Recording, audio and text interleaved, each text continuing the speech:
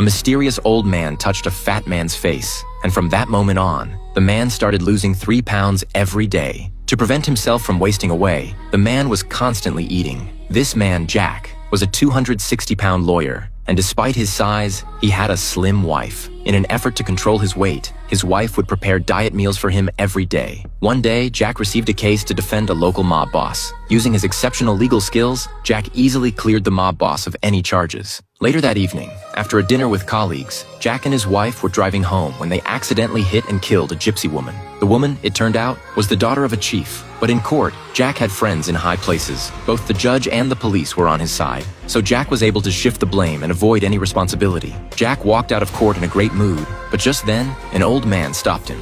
Little did Jack know, the old man was a relative of the deceased. The old man reached out and touched Jack's face, saying, "Lose some weight." Though Jack was confused by this, he didn't think much of it. However, strange things began to happen in the following days. Jack started losing weight rapidly, shedding 3 pounds every single day.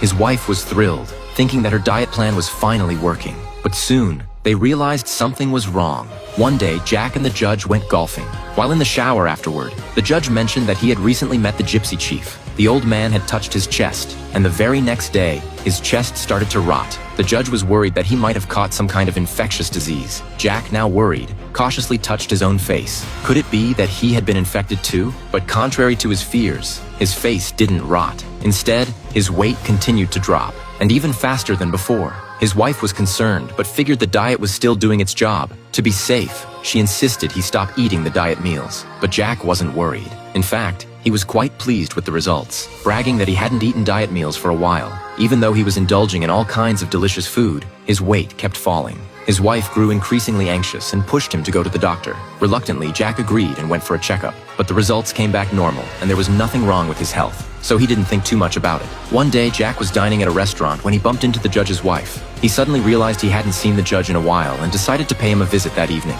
Excitedly, Jack asked the judge's wife if the judge too had been losing weight. Upon hearing this, the judge's wife became visibly flustered and panicked. She explained that it was all part of the gypsy's curse. The more she spoke, the more agitated she became, and she lashed out at Jack, blaming him for everything. If Jack hadn't killed the gypsy chief's daughter, the curse wouldn't have been cast on them. Jack was quickly shown the door. This gripping tale is from a movie called Lose to Death, a film with a truly captivating plot.